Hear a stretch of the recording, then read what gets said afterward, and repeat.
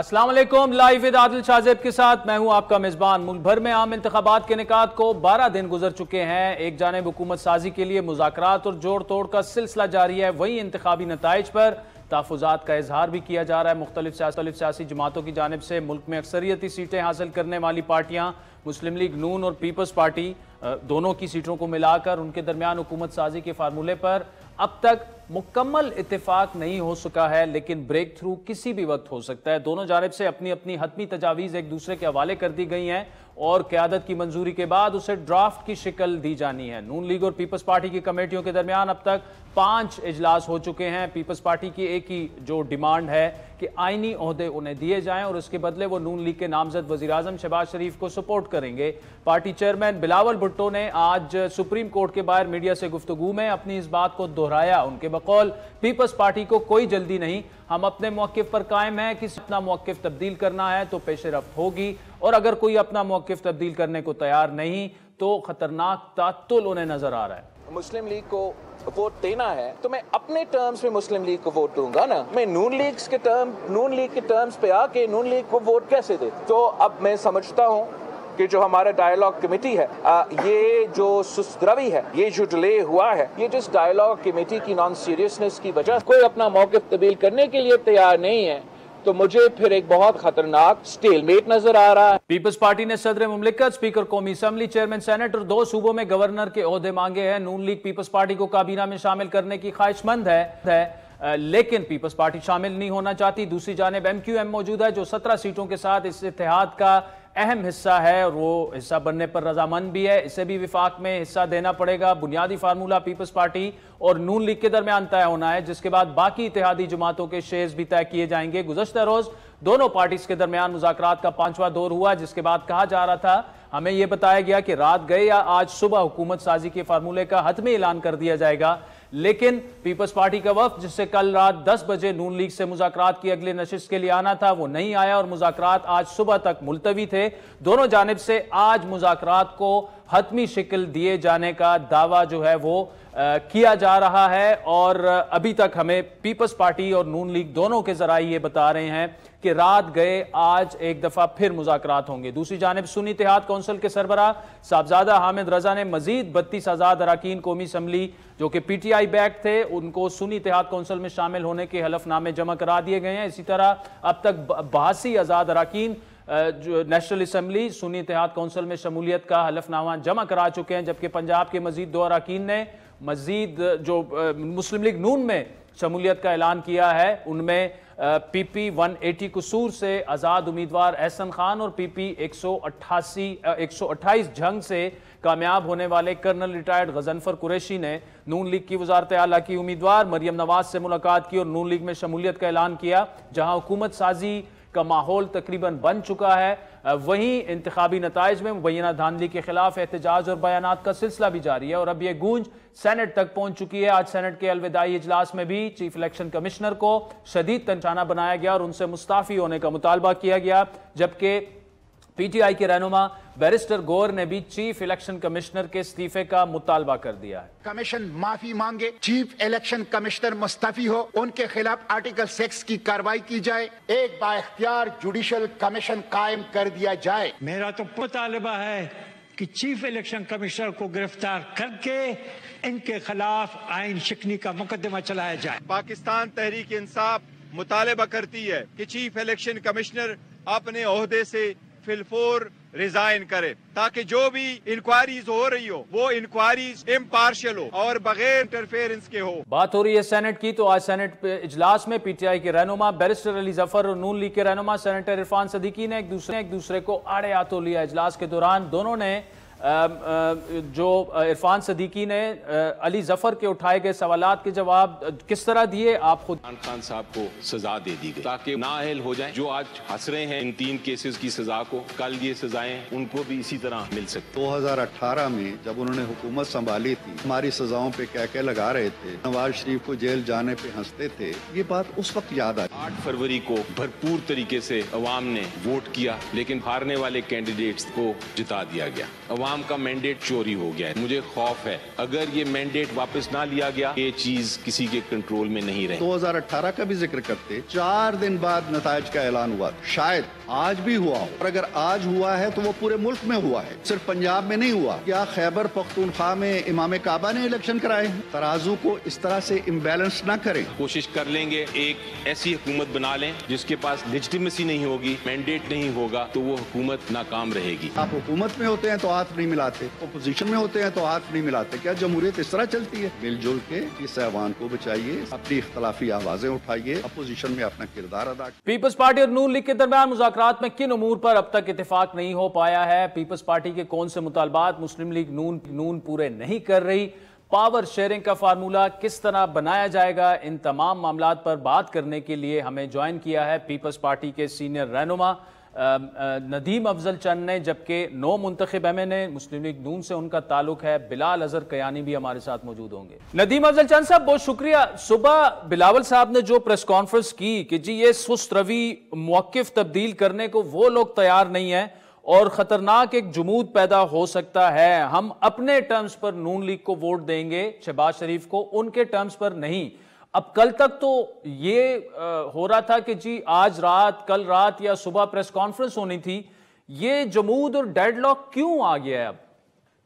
دیکھیں 2 چیزیں ہیں جی بڑی واضح سی. ایک بہت ساری چیزوں پہ اتفاق ہو گئے. ہم نہ تو گورنمنٹ میں حصہ مانگ رہے ہیں، اب کانسٹیٹیوشنل پوسٹ پہ ہم نے اپنے بندے کھڑے کرنے ہیں، اور کیا وہ ہم نون لیگ سے ووٹ لیں گے یا پی ٹی آئی سے لیں گے. تو اگر ہم نے پرائم منسٹر کا ووٹ دینا ہے نون لیگ کو تو یقیناً ہم چاہیں گے کہ دوسری چیزیں جو اس پہ ہم کنٹیسٹ کریں گے، ہمارے کینڈیڈیٹ کنٹیسٹ کریں گے، اس پہ نون لیگ بھی ہمیں سپورٹ کرے، اور کچھ پنجاب میں سپیس جو ہے وہ بھی دے نون لیگ.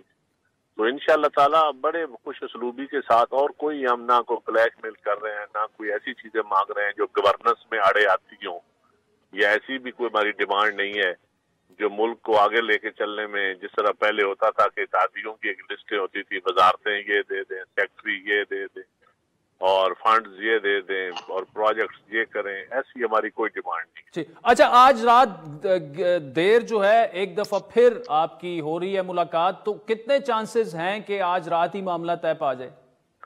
ہمیں امید ہے جی انشاءاللہ کہ 3-4 پوائنٹ پہ ڈسکشن کرنی ہے. انہوں نے اپنی پارٹی میں ڈسکشن کرنی ہے، ہم نے اپنی پارٹی میں کرنی ہے. تو کیونکہ دونوں پارٹیوں کو اپنی پارٹی کے اندر سے سی سے یا گروپ سے ہوتا ہے، پریشر ہوتا ہے اپنے MP MNAs کا بھی. تو ان کو سامنے رکھتے ہوئے کچھ چیزیں ہیں جو دونوں پارٹیز کے لیڈرشپ نے پھر ڈسکس کرنی ہے اپنی پارٹی کے ساتھ. تو میرے خیال ہے معاملات آج رات تک ٹھیک ہو جائیں گے. اچھا بلال اظہر کیانی صاحب، بلاول بھٹو کی پریس کانفرنس کے بعد اب آپ ندیم افضل چند صاحب کو سن رہے ہیں، وہ پر امید ہیں کہ آج رات تک معاملات ہو جائیں گے، لیکن جو پیپلز پارٹی کی ڈیمانڈز ہیں، کانسٹیٹیوشنل جو پوسٹ ہیں یا پنجاب میں ان کو ایڈجسٹ کرنے کی، اور اگین یہ شاید کابینہ کی بات نہیں ہو رہی، لیکن چند صاحب سے اب کھل کر اس لیے پوچھ نہیں سکتے چونکہ وہ مذاکرات کا حصہ ہیں. نون لیگ کتنا ولنگ ہے؟ پیپلز پارٹی کو جتنی سپیس چاہیے اتنی تو انہیں ملنی چاہیے. جی بسم اللہ الرحمن الرحیم. عاطف صاحب بہت شکریہ جی اپنے شو میں دعوت دینے کا. دیکھیے میرا خیال ہے جی یہ ساری جو بات ہے، چند صاحب نے بھی بات کی، سب سے مناسب تو یہی ہے کہ جو مذاکراتی ٹیم آپس میں بات کر رہی ہیں انہی کو ہی معاملے کو طے کر کے سامنے پیش کرنے دیا جائے. اور آپ نے دیکھا ہے کہ ہماری جماعت کی طرف سے اس پورے پروسیس کے دوران یہی ایک حکمت عملی رہی ہے، اور میرے خیال سے سب سے مناسب طریقہ بھی یہی ہے. میری ذاتی رائے میں اس طرح کی پبلک کامنٹس کی اس معاملے میں کوئی ضرورت نہیں ہے. بہرحال بات یہ ہے کہ ہمیں اس پروسیس کو اس کے نتیجے تک پہنچانا ہے. جس طرح آپ نے ذکر کیا، لیٹس ہوپ کہ انشاءاللہ ہم پر امید ہے کہ اب جلد اس کی ایک فیصلہ سامنے آئے گا تاکہ گورنمنٹ فارمیشن کا سلسلہ آگے چل سکے، اور ہماری جماعتیں مل کے اور حکومت کی شکل میں جو نیشنل چیلنجز ہیں، بالخصوص جو معاشی چیلنجز ہیں، اس کی طرف اب ہم آگے چل سکیں. جب اسمبلی کا سیشن ہو اس کے بعد گورنمنٹ فارمیشن میں لینا ہے اور حکومت اپنے کام پہ لگ سکے، جو بنیادی مقصد ہے پوری الیکٹورل پروسیس کا کہ ایک الیکٹڈ گورنمنٹ مینڈیٹ کے ساتھ آ کے قومی معاملات کو سنبھالے. جی अच्छा बिलाल साहब, एक बात तो ये है कि इस पर चूंकि एक डेडलॉक सा है, जुमूद सा है, तो अवाम को भी इन्फॉर्म और एजुकेट करना जरूरी है। और दूसरा ये है कि एक ऑप्टिक्स मार्केट को भी ये देने हैं कि जी बात आगे की तरफ बढ़ रही है, तो आपकी पार्टी की जानिब से इस पर बात तो करनी चाहिए। चंद साहब, मैं आपकी तरफ आता हूं। बिलाल साहब ये कह रहे हैं कि अगर हमारे पास मैंडेट है तो वे फॉरवर्ड यही है कि दोनों जमातें जो हैं वो मुल्क को जो एक सियासी और माशी बहरान है उससे आगे निकालें। लेकिन दूसरी जानिब पीटीआई जो कि अब सुन्नी तहरीक कौंसिल बन चुकी है, वो सबसे बड़ी जमात है इस वक्त कौमी असम्बली की, और उनका दावा यह है कि मैंडेट पाकिस्तानी अवाम ने उन्हें दिया है। देखें जी, जिसको भी मैंडेट दिया है हर एक के मैंडेट का एहतराम करना पड़ेगा। ये मुल्क किसी की जागीर नहीं है, ना किसी की ऐसी कोई है सूरत। जिसको अवाम हक बनानी दें उसका हक है। अब ये देखना है कि किसको जेन्युइन मैंडेट मिला है और किसको इंजीनियर्ड मैंडेट मिला है, ये तारीख पे छोड़ते हैं या कभी अदालतें फैसला करेंगी। इस पे इस वक्त हम ज्यादा डिबेट नहीं करते। लेकिन एक बात हकीकत है कि मुल्क को इस बमर से निकालने के लिए पॉलिटिकल मेच्योरिटी की जरूरत है, और बहुत मुश्किल में है अवाम और ये मुल्क, और इस मुल्क के इदारे भी मुश्किल में। तो मैं समझता हूँ इदारों की रिफॉर्म्स, इदारों की इज्जत बहाल करना, अवाम को इस बमर से निकालना और लोगों को कोई होप देनी, उम्मीद देनी कि हम आपके लिए बेहतर करेंगे। और बड़ा थोड़ा टाइम है जी बेहतरी के लिए। साल, आपको एक साल में लोगों को डायरेक्शन आपकी देखनी पड़ेगी कि आपकी डायरेक्शन ठीक है या नहीं। तो मुझे उम्मीद है कि इस वक्त जो हुकूमत बनने जा रही है, हमारी नेक ख्वाहिशात हैं, अल्लाह करे इस मुल्क को हम इस खलवाड़ जो मुल्क के साथ खेला जा रहा है कई सालों से, उससे हम बच पाएं और हमारी जमहूरियत भी मजबूत हो और हमारे अवाम का हक हुक्मरानी भी तस्लीम हो और चीजें आगे की तरफ चलें। और पॉलिटिकल लोगों को आपस में डायलॉग करने चाहिए। ये अलमिया है कि कोई भी पार्टी हो, खा पीटीआई हो, सुन्नी तहरीक हो, या नून लीग या पीपल्स पार्टी या छोटी जमातें, मैं समझता हूँ अल्टीमेटली हमें एक टेबल पर बैठना पड़ेगा। और अगर हम आपस में एक दूसरे के लिए अपने मामलात में बैठ सकते हैं तो हम मुल्क की मामलात के लिए क्यों नहीं बैठ सकते। तो मैं समझता हूँ कि पब्लिक को भी देखना चाहिए कि कौन सी जमात मुल्क के फायदे में, अवाम के फायदे में आपस में बात नहीं कर रही या नहीं करना चाहती। तो ये चीजें कुछ अवाम को भी बतानी पड़ेंगी और खुल के बोलना पड़ेगा। मैं इसलिए नहीं बोल पा रहा, वो जिस तरह कैनी साहब ने कहा, सच्ची बात है, कमेटी का तो मैं हिस्सा हूँ, तो मैं नहीं चाहता कि कोई ऐसा लफ्ज मेरे मुंह से निकल जाए जो हमें फिर आपस में बैठ के सुनने, क्योंकि हमारी चीजें ऐसी हैं, कॉन्फिडेंशियल चीजें हैं, बहुत सारे हर मामले पे डिबेट हुई है हमारी पार्टी इस कमेटी के अंदर, गवर्नेंस के इशू पे, सारी चीजों पे। तो मैं समझता हूँ कि वो इंशाल्लाह किसी दिन ये जब ऐलान हो जाता है तो उसके बाद हम बैठ के बात करेंगे। लेकिन इस वक्त तो आप समझे कि इंशाल्लाह कल 3-4 दिनों में हुकूमत बन जाएगी। अच्छा, 3-4 दिनों में हुकूमत बन जाएगी। बिलाल साहब, एक सवाल आपसे ये कि नून लीग के अंदर ये सोच थी जो कि मैं ये तो नहीं कहूँगा ओवरवेलमिंग मेजॉरिटी की, लेकिन काफ़ी आपके जो सीनियर रहनुमा हैं वो ये समझते थे कि हमें सिर्फ पंजाब पर फोकस करना चाहिए और मरकज़ में हुकूमत नहीं बनानी चाहिए। क्या आप पर कोई दबाव है? क्योंकि ये बात भी कई लोगों ने कही कि जी आपको ये कहा गया कि अगर बनानी है तो दोनों बनानी है, वरना पंजाब में भी आप नहीं बना पाएंगे। नहीं, ये ऐसी कोई बात नहीं है। देखिए, बात यह है कि हमारी जमात एक वाइब्रेंट जमात है। हमारी जमात के अंदर यकीनन मुख्तलिफ मौज़ूआत के ऊपर हेल्थी डिबेट भी होती है, मुख्तलिफ लोगों की आरा होती है, मगर जो जमात का फैसला है वो बड़ा आपके सामने कैटेगोरिक और बड़ा क्लियर है कि पंजाब में भी आपने देखा कि नवाज शरीफ साहब ने मरीम नवाज साहबा को नामजद किया एज चीफ मिनिस्टर। वजीर आज़म के हवाले से आपने सबसे पहले देखा कि दीगर जमातें जिसमें पीपल्स पार्टी भी है, PMLN भी है, आपने PMLQ देखी और 2-3 और जमातें साथ थी, उन सब की एक मुश्तरका प्रेस कॉन्फ्रेंस हुई जिसके नतीजे में और उसके बाद अब ये मुज़ाकरात चल रहे हैं 2 मेजर इस कोलिशन के दरमियान, कोलिशन मेंबर्स जो आगे पोटेंशियल कोलिशन है उसके दरमियान। तो देखिए, वजीर आज़म के लिए भी शहबाज शरीफ साहब को नामजद किया गया है। ये हमारी जमात के अपने फैसले हैं। हम समझते हैं कि ये मुल्क के मफाद में हैं। हम ये समझते हैं कि हमें अवाम ने एक मैंडेट दी है कि हम, और मुख्तलिफ जमातों को अपने कंस्टिट्यूंसी से एक मैंडेट मिली है, और इस नेशनल असम्बली के नंबर्स की रियलिटी को सामने रखते हुए अब ये मुज़ाकरात हो रही हैं। तो देखिए, हमारे पास एक मैंडेट है, हमारे पास एक काबिल और एक्सपीरियंस टीम है जिसने ना सिर्फ पिछले 16 माह के अंदर मुल्क को डिफॉल्ट से बचाया और मुश्किल हालात में एक कोalition गवर्नमेंट ने पॉलिटिकल मेच्योरिटी के साथ मामलात को आगे लेके चली, बल्कि पिछली 3 दहाइयों में हम ही वाहिद जमात हैं जिसने परफॉर्म किया है, specially at the federal level. तो देखिए ये इसमें कोई ऐसी बात नहीं है, ये हमारी जमात के अपने सियासी फैसले हैं जो मुल्क के मफादात को, कौमी मफादात को देख के किए गए हैं। और आगे जिस तरह चंद साहब ने बात की, एक पॉलिटिकल मेच्योरिटी के साथ हमें मामलात को आगे लेके चलना होगा। और मैं पुरुमीद हूँ, जिस तरह जो चंद साहब बात कर रहे थे, he would be better inform because as he said he is a member of that committee. तो आई होप जिस तरह ने बात की है कि जल्द इंशाल्लाह ये एक नतीजा खेज होगी, ताकि हम गवर्नमेंट की फॉर्मेशन भी हो और ये मामला आगे चले और एक मेच्योरिटी के साथ एक नेशनल इंटरेस्ट को मद्देनजर रखते हुए हुकूमत आगे चले और जिसमें दीगर जमातें अपना रोल अदा करें। जी इंशाल्लाह। चंद साहब ये बताइएगा कि बिलावल साहब तो शुरू दिन से बड़े पीपल्स पार्टी के क्लियर पोजीशन थी कि आप कैबिनेट का हिस्सा नहीं बनेंगे लेकिन पीएमएलएन को आप सपोर्ट करेंगे। एक तो बुनियादी वजह क्या है इस फैसले की, और दूसरा क्या ये भी हो सकता है कि जो आईनी ओहदे आपने डिमांड किए हैं जैसी उन पर इंतखाबात हो जाते हैं, चाहे वो सदर मुमलिकत हो, चेयरमैन सेनेट हो, स्पीकर हो, जो भी हो, तो उसके बाद क्या चांस है कि पीपल्स पार्टी सेकेंड फेज में काबीना का हिस्सा बने? देखें जी, अभी तक तो कोई ऐसा चांस नहीं है, लेकिन एक बात बड़ी क्लियर है कि हमने बहुत बड़ी कुर्बानी दी है इस वक्त हुकूमत के साथ बैठने की, और मैं समझता हूँ ये कुर्बानी मुल्क के लिए जो भी देनी पड़े कुर्बानी वो देनी चाहिए।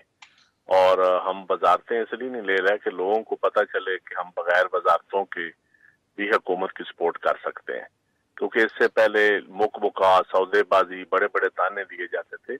लेकिन हम चाहते हैं कि जो भी इकोनॉमिक्स की पॉलिसियां हो वो तमाम पॉलिटिकल जमातें उसको एंडोर्स करें, मिसाक मईशत हो इस मुल्क में, रूल ऑफ लॉ की तरफ हम जाएं, निज़ाम अदल हम ठीक करें, सूबों और मरकज के अंदर एक अच्छी अमांगी पैदा हो। ये पीपल्स पार्टी इसमें अपना रोल अदा करेगी। और मुझे उम्मीद है कि क्योंकि ये मुल्क बड़े मुश्किल हालात में है आदिल भाई, और हमें उम्मीद रखनी चाहिए कि आने वाले जो 10-15 दिन में उसमें पब्लिक को महसूस हो कि डायरेक्शन ठीक है। नई गवर्नमेंट की पहली तरजीहात, selection of bureaucracy, selection of cabinet, उसी से अंदाजा हो जाएगा कि इनकी डायरेक्शन क्या है। लेकिन चंद साहब लेकिन आप तो उसका हिस्सा ही नहीं होंगे ना, वो तो हमारी भरपूर सपोर्ट होगी इसके साथ। अच्छा, तो ये बातें तकरीबन तय हो चुकी हैं कि आप उस फैसलों को एंडोर्स करेंगे? इंशाल्लाह प्रिंसिपली तय है। सिर्फ चंद जो मामलात हैं, जो पॉलिटिकल स्पेस हम पंजाब के अंदर मांग रहे हैं कि ये हमारे वर्कर को या हमारी पार्टी को ये महसूस हो कि हम भी इनके पार्टनर्स हैं और इज्जत के भाईवाल हैं, ये हमें साबका रवायात की तरह डील ना करें। ठीक। नदीम अफजल चंद साहब और बिलाल अजहर कियानी साहब, thank you so much for joining us. सुना दोनों का मौकिफ, नून लीग का भी और पीपल्स पार्टी का भी, और क्रक्स ये है इस डिस्कशन का कि जिस तरह नदीम अफजल चंद साहब ने कहा कि अगले 3 से 4 दिनों में हुकूमत बन जाएगी और शायद एक आध दिन में बाकायदा दोनों जमातें जो हैं इसका ऐलान भी कर दें। और चूंकि बिलावल साहब की आज की जो प्रेस कॉन्फ्रेंस थी उससे लगा ये कि शायद जो 3-4 पॉइंट जो कि हमने कल गुज़श्ता प्रोग्राम में आपके साथ शेयर किए थे और आज भी चंद साहब वही बात कर रहे हैं कि 3-4 छोटी छोटी चीज़ें हैं, खुसूसन पंजाब में वो स्पेस मांग रहे हैं, तो इस पर शायद थोड़ा बहुत डेडलॉक हो, पीपल्स पार्टी उस पर पीछे हटने के लिए तैयार नहीं है, लेकिन इवेंचुअली ये मामला तय पा जाएगा और हुकूमत जो है, जो एक हमें जुमूद नज़र आ रहा है, वो टूट जाएगा। तो वक्त हुए चाहते हैं एक ब्रेक का, जिसके बाद मुस्तफ़ा नवाज खोखर साहब हमें ज्वाइन करेंगे। उनसे पूछेंगे कि इस वक्त जो इंडिपेंडेंट सियासतदान हैं, जो आज़ादाना माइंड है, यानी किसी पार्टी के साथ उनकी एफिलिएशन नहीं है, वो किस तरह से मामलात को देखेंगे।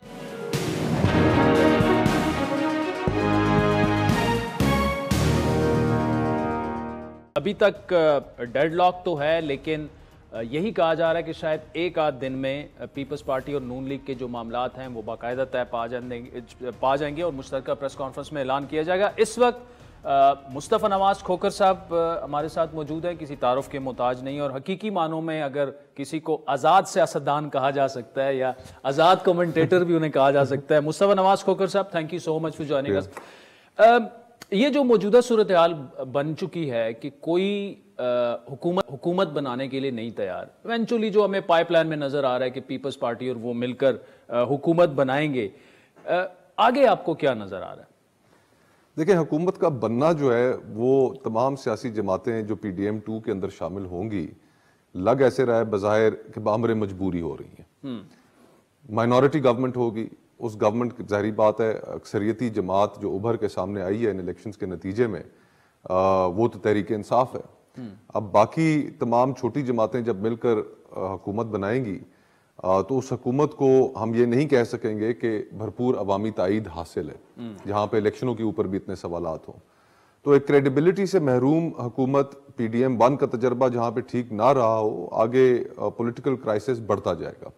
سب سے پہلا جو کرائسس آئے گا وہ معیشت کا کرائسس ہے جس پہ ہماری نظریں ابھی نہیں ہیں, کسی بھی فریق کی نہیں ہے. غالباً آج ڈان کے بزنس پیجز پہ ہیڈ لائن تھی کہ ایک بین الاقوامی جو معیشت پہ نظر رکھنے والی آرگنائزیشن فچ کی بات کر رہا ہوں کہ ان کے مطابق پاکستان کو آئی ایم ایف سے $6 ارب کی جو فیسلٹی ہے وہ حاصل کرنے میں مشکلات کا سامنا ہو سکتا ہے بیکاز آف پولیٹیکل انسرٹنٹی. اور وہ سیاسی بے یقینی ساری کی ساری اسی وجہ سے کہ الیکشنز ٹھیک نہیں ہو پائے, الیکشنز کے اوپر بہت زیادہ سوالات ہیں. غیر ملکی حکومتیں جو ہیں جن میں جو اہم ہیں امریکنز اس کے اوپر ایک سٹیٹمنٹ دے چکے ہیں, U S state department they چکا ہے, برطانیہ دے چکا ہے, اقوام متحدہ دے چکا ہے.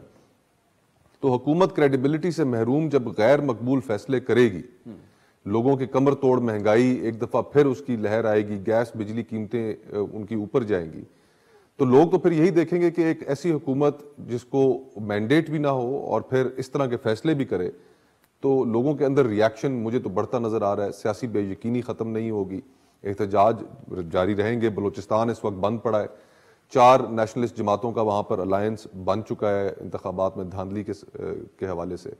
جی ڈی اے سڑکوں پر ہے سندھ میں, اور تحریک انصاف کو قابو رکھنے کا کوئی طریقہ بظاہر تو نظر نہیں آ رہا. تو اس صورتحال میں ساری جو قیمت ہے اس اشرافیہ کی اور سیاسی طبقے کی آپس کی جو لڑائی ہے وہ انفارچونیٹلی عوام ادا کریں گے, پہلے بھی ادا کرتے ہیں. اچھا مصطفیٰ صاحب, دو آپ کی, ایک تو جو مبینہ ریگنگ ایلیگیشنز جو بھی آپ اسے کہیں, دوسرے فیصلے ہیں.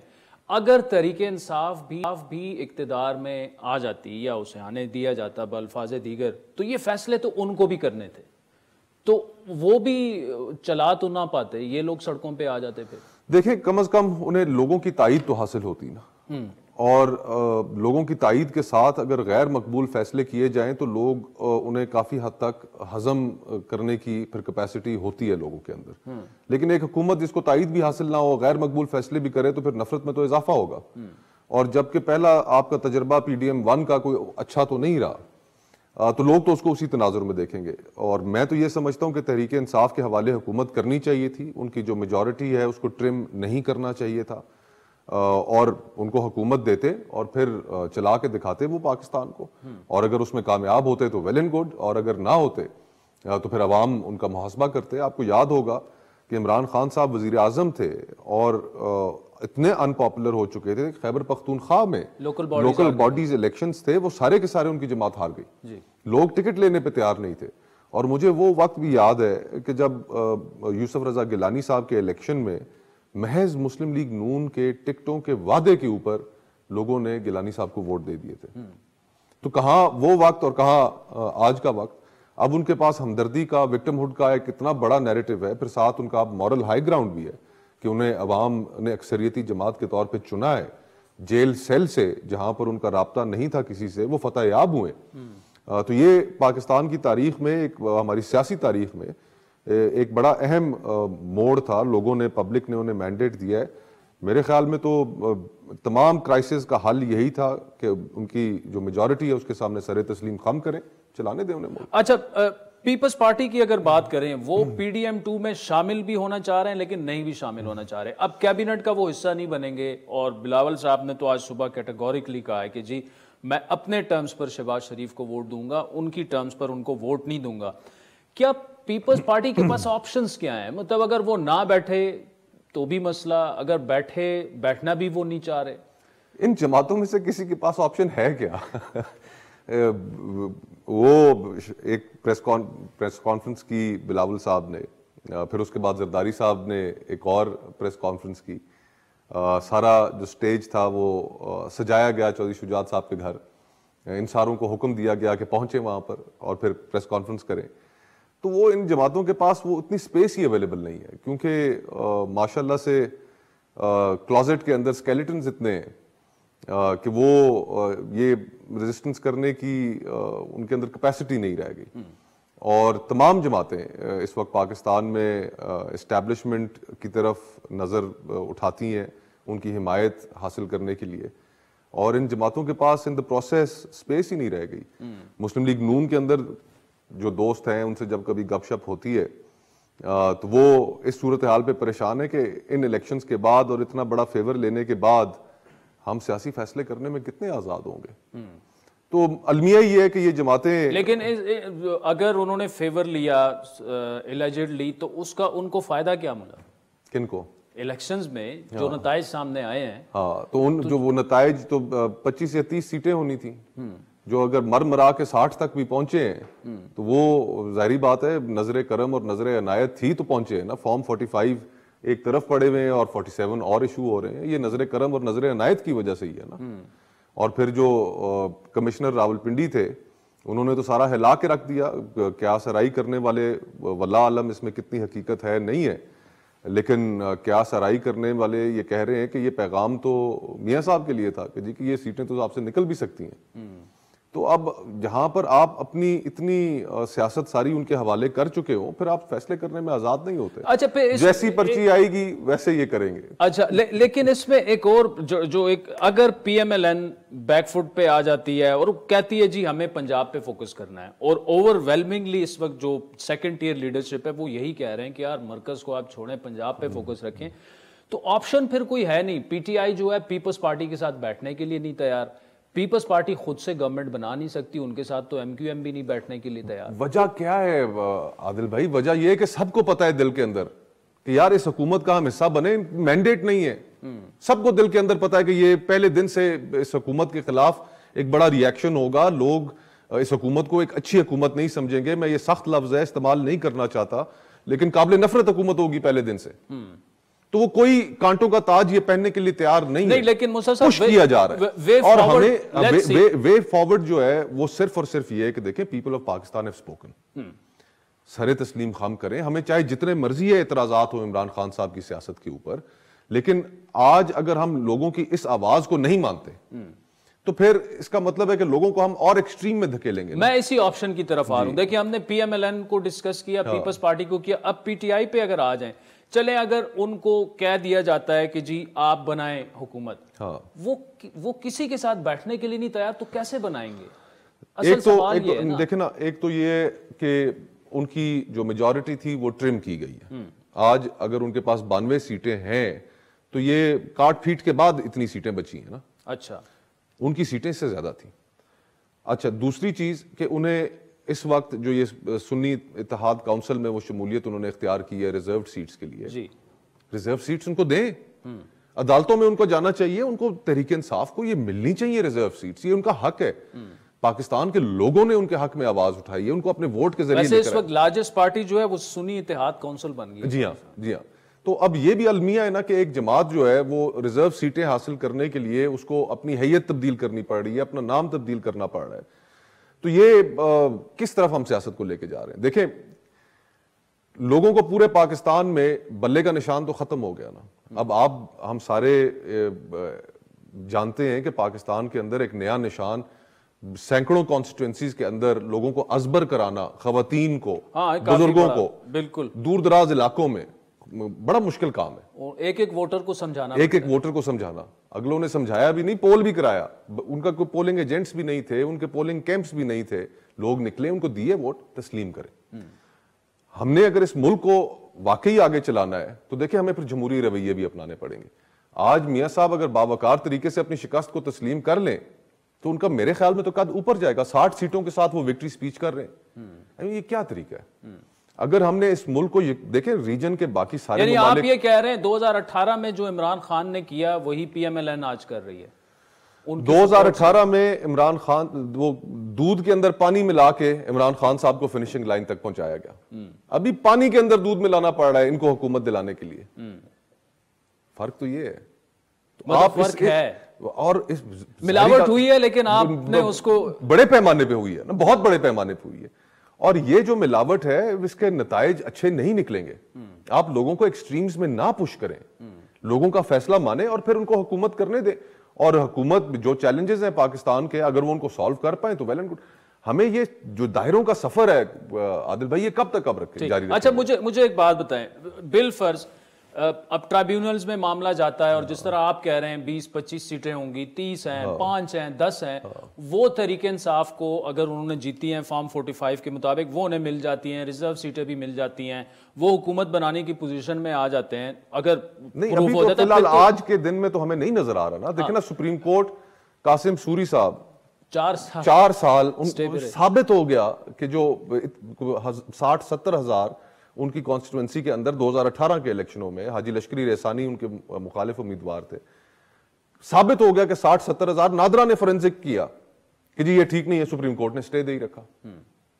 تو اب ہمیں اپنے عدالتی جو نظام ہے, آج کس کو اعتبار ہے اس ملک کی عدالتوں پہ جہاں پہ دارالخلافہ اسلام آباد اس کا مینڈیٹ کھا جائے, جہاں پر سپریم کورٹ بیٹھی ہوئی ہے. جو ہیں اسلام آباد ہائی کورٹ نے نوٹیفیکیشن ان کے معطل کر دی ہیں, آپ خود وہاں سے لڑے ہیں, تو obviously ٹرائبیونل میں اس کے فیصلے ہو جاتے ہیں. لیکن ایک سیناریو یہ ہے نا کہ اگر ایسے ہو جاتا ہے, ان کو اپنا مینڈیٹ اگر وہ چھنا ہوا ہے وہ واپس ان کو مل جاتا ہے, وہ حکومت بنانے کی پوزیشن میں آ جاتے ہیں, کیا اس ملک کے لیے وہ وے فارورڈ دینے کی کیپیسٹی رکھتے ہیں ایز اے پارٹی؟ دیکھیں نا, یہ تو پاکستان کے عوام کو سوچنا چاہیے تھا جنہوں نے انہیں ووٹ دیا, یہ ان کے سوچنے کا کام تھا. ہم یہ کمروں میں بیٹھ کر سوچتے ہیں کہ جی ہم بڑے عقل مند ہیں اور اس ملک کے جو لوگ ہیں وہ کوئی بہتر فیصلہ نہیں کر سکتے. ان پاکستان کے لوگوں نے ہر حال میں ہر سچویشن کے اندر انہوں نے ٹھیک فیصلہ کیا. ریڑھی لگانے والا, دکاندار, مزدور, کسان, سفید پوش آدمی, وہ سب سے بہترین فیصلہ کرتے ہیں, اور اگر انہوں نے فیصلہ غلط کیا ہے تو قیمت بھی وہی بھگتیں گے نا. وہ ایک سیئنگ ہے, کہاوت ہے, امریکن سپریم کورٹ میں ایک جج نے کہا, بڑی مشہور ہو گئی جب یہ ایل گور اور بش کا کیس ان کے سامنے آیا, اور اسی طرح کا ایک دعویٰ ان کے سامنے رکھا گیا جی کہ یہ تو ملک کے لیے ٹھیک نہیں ہے, امریکہ کے لیے ٹھیک نہیں. ان کا لیٹ پیپل سفر, کہ اپنی الیکٹورل چوائسز جو ہیں اس کے کانسیکوینسز وہ خود بھگتیں. لوگوں نے ووٹ دیے, بھگتے پھر. مصطفیٰ Nawaz Khokhar sahab, thank you so much for joining us. Sazeen sahab نے ایک ریفرنس دیا جو فچ کی رپورٹ آئی ہے, اس پر تفصیلی گفتگو ہم کریں گے. ڈاکٹر حفیظ پاشا صاحب ہمیں جوائن کریں گے ایک بریک کے بعد.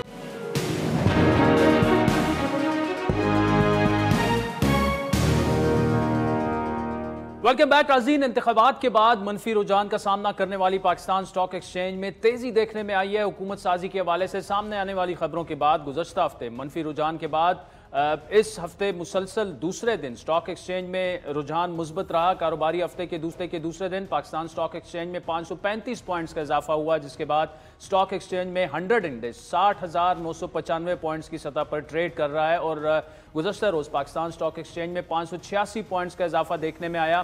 ماہرین کے مطابق سیاسی جماعتیں اگر جلد حکومت سازی کے حوالے سے کسی معاہدے پر پہنچ جائیں تو اس کا مثبت اثر سٹاک مارکیٹ پر پڑے گا. آپ کو یاد دلاتے چلیں کہ گزشتہ ہفتے ملک بھر میں انتخابی نتائج میں مبینہ دھاندلی کے خلاف ہونے والے مظاہروں اور نئی مخلوط حکومت کی تشکیل کے بارے میں شکوک و شبہات کے باعث سٹاک ایکسچینج 100 شیئر انڈیکس میں 4.9% کمی ہوئی تھی, کیونکہ حکومت سازی کے حوالے سے پائے جانے والے ابہام نے سرمایہ کاروں کا اعتماد مجروح کیا تھا. دوسری جانب عالمی ریٹنگ ایجنسی فچ نے خبردار کیا ہے کہ پاکستان کے انتخابات کے نتائج اور اس کے نتیجے میں سیاسی بے یقینی کی صورتحال IMF کے ساتھ مالیاتی معاہدے کو حاصل کرنے کی جو ملک کی جو کوششیں ہیں اسے پیچیدہ بنا سکتی ہے. فچ کی رپورٹ کے مطابق IMF سٹینڈ بائی ارینجمنٹ کی میعاد جو ہے وہ مارچ میں ختم ہو رہی ہے, اور نئی ڈیل ملک کے کریڈٹ پروفائل کی کنجی ہوگی. اگر پاکستان چند ماہ میں IMF سے رقم حاصل کر بھی لے تو اگلے مذاکرات میں ناکامی ملک کو ملکی لیکویڈیٹی میں دباؤ اور ڈیفالٹ کے امکان میں اضافہ کر سکتی ہے. لیکن حالیہ مہینوں میں پاکستان کی بیرونی پوزیشن میں بہتری آئی ہے. فچ کے مطابق اسٹیٹ بینک آف پاکستان کے زرع مبادلہ کے ذخائر 9 فروری تک بڑھ کر $8 ارب ہو چکے ہیں, جو گزشتہ برس 3 فروری کو $2.9 ارب کی کم ترین سطح پر پہنچ چکے تھے.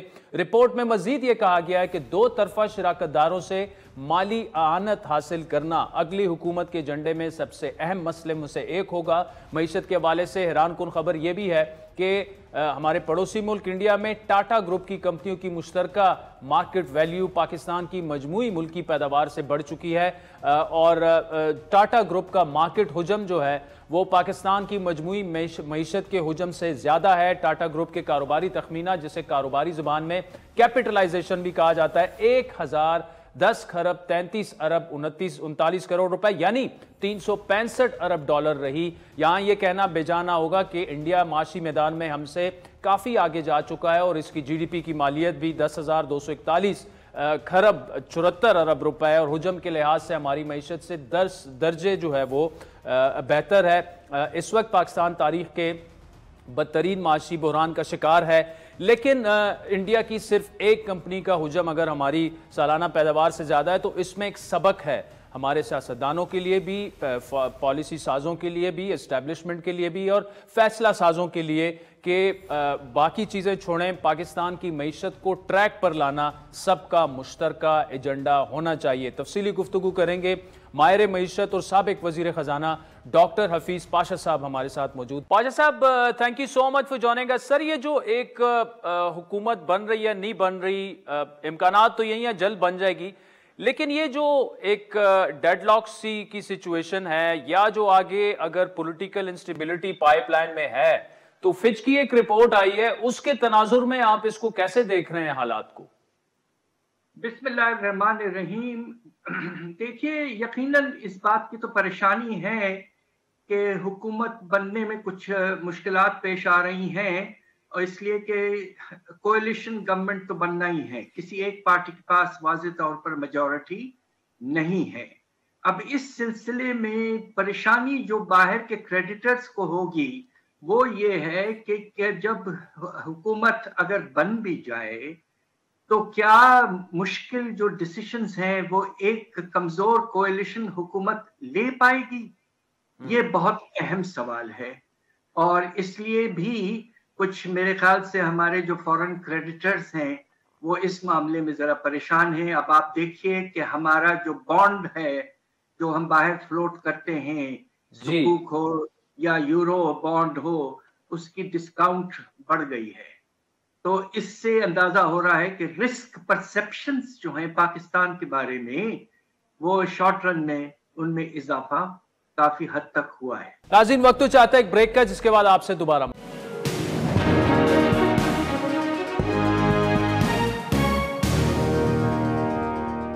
वेलकम बैक नाज़रीन, प्रोग्राम में आगे बढ़ते हैं। पाजी साहब, ये जो कहा जा रहा है कि मार्च में हमने 1.2 की जो ट्रांच लेनी है, उसके बाद एक और प्रोग्राम के लिए IMF के साथ बैठना है, तो उसमें भी मुश्किलात पेश आएंगी और ये जो आप कह रहे हैं कि मुश्किल फैसले कैसे करेगी, ये भी क्रेडिटर्स की एक इस वक्त एक कंसर्न है। वो कौन से मुश्किल फैसले हैं जो आने वाली कोलिशन गवर्नमेंट को फौरन करने हैं?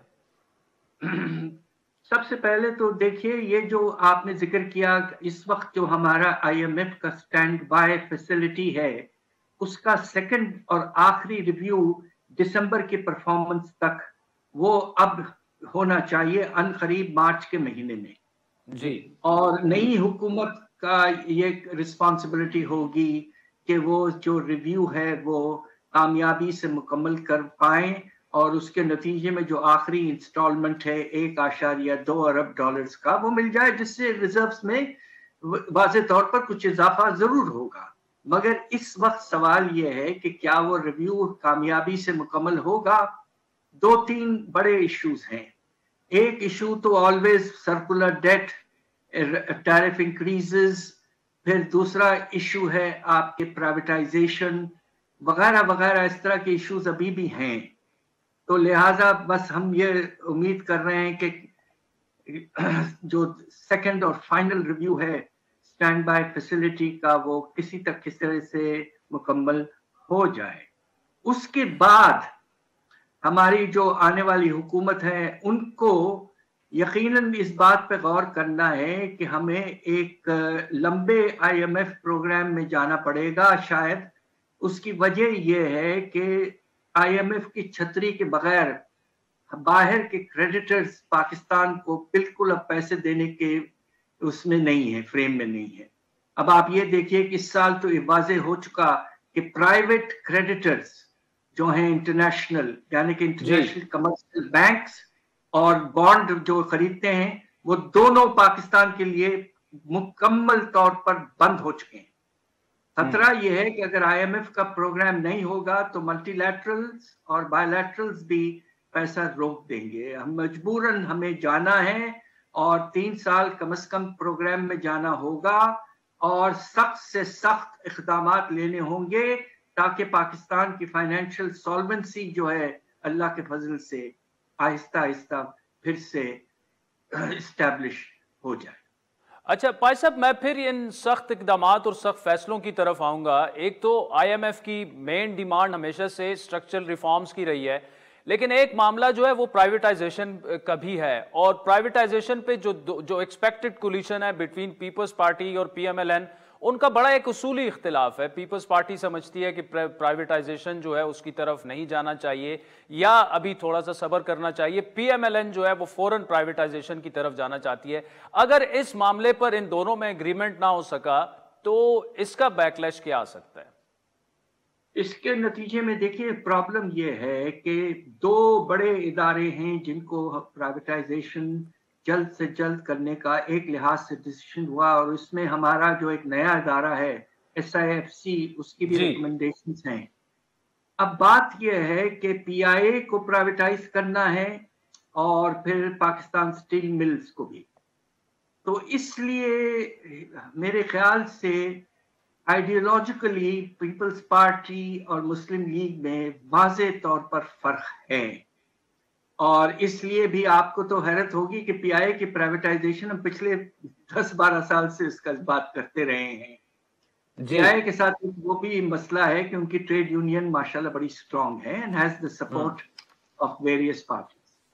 तो अब सवाल ये पैदा होता है कि इस तरह के मुश्किल डिसीजंस ले पाएंगे। एक और आपको एग्जांपल दे देता हूं, और वो ये है कि IMF जो है वो कहेगा कि प्रोग्रेसिव टैक्सेशन की तरफ जाइए और जो मरात आपने अमीर तबकों को दिए हैं उनको कम करिए। और इसका सबसे नुमाया एग्जाम्पल आपका जो बड़े बड़े जमींदार हैं जिनकी आमदनी बहुत ज्यादा है मगर वो टैक्स ना देने के बराबर है, इसमें जो सपोर्ट पीपल्स पार्टी को है वो ज्यादा जमींदार तबके से है। पर सिंध में क्या वो तैयार हो जाएंगे कि एग्रीकल्चरल इनकम टैक्स जो है वो बड़े वडेरे जमींदारों पर लगे? इस तरह के इश्यूज खड़े होने का खतरा जरूर मौजूद है।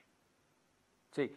अच्छा भाई साहब, कल से एक खबर बड़ी फ्लैश कर रही है कि जो इंडियन कंपनी है टाटा, उनकी जो कुल कैपिटलाइजेशन है 365 अरब डॉलर, यानी वो पाकिस्तान की इकोनॉमी से भी ज्यादा है। इसमें हमारे लिए सबक क्या है? और सबक तो ऑब्वियसली सीखना चाहिए। इंडियन इकोनॉमी हमसे तो बहुत आगे निकल गई है, लेकिन एक कंपनी वहां की वो पाकिस्तानी मईशत से ज्यादा है। ये बात तो बिल्कुल वाज़ेह है, और आपको ये भी सुन के जरा हैरत होगी कि हिंदुस्तान में 160 डॉलर बिलियनेयर्स हैं। आपने जिस एक शख्स का जिक्र किया है उसके अलावा सब मिल मिला के 160 डॉलर बिलियनेयर्स हैं। उन सब की वेल्थ आप मिला लें तो पाकिस्तान की सालाना जो GDP है उससे 5 गुना है। तो अब क्या बताऊं आपको। तो इसमें डॉक्टर साहब ये बताइएगा ना कि सबक क्या है हमारे लिए, हमारी सियासतदानों के लिए, हमारी अशराफिया के लिए, हमारी इस्टेब्लिशमेंट के लिए, and those at the helm of affairs जो कि फैसले करते हैं पाकिस्तान की। इसमें जो सबक है वो ये है कि जो ये कायम हुए हैं इनमें एक बहुत बड़ा कंपोनेंट ये है, हिंदुस्तान के जो बिलियनेयर्स हैं उन्होंने अपनी वेल्थ जो है वो टेक्नोलॉजी की तरफ रुझान बढ़ा के हासिल किया है बहुत से केसेस में। और बेहतरीन एग्जांपल इंफॉर्मेशन टेक्नोलॉजी में लोगों ने बड़ा पैसा बनाया है इंडिया में। Infosys is one of the richest institutions in India. तो टेक्नोलॉजी की तरफ जाना, मार्केट शेयर हासिल करना, एक्सपोर्ट ओरिएंटेशन, और इसमें जो पूरे जिसे कहते हैं ना कैपेसिटी बिल्डिंग करके आगे बढ़ना, ये पाकिस्तान के लिए भी जरूरी है। हमें भी इकोनॉमीज ऑफ स्केल क्रिएट करने हैं اور رجحان ٹیکنالوجیکل ایڈوانسمنٹ کی طرف جانا ہی جانا پڑے گا. ہم پیچھے بہت حد تک رہ گئے ہیں ٹیکنالوجی کی ریس میں. ٹھیک چلیں. Doctor Hafeez Pasha sahab, thank you so much for joining us. ناظرین، آج کے پروگرام پر آپ کے فیڈ بیک کے منتظر رہیں گے. ہمارا ٹویٹر ہینڈل ہے @عادل. اجازت دیجیے. اللہ حافظ.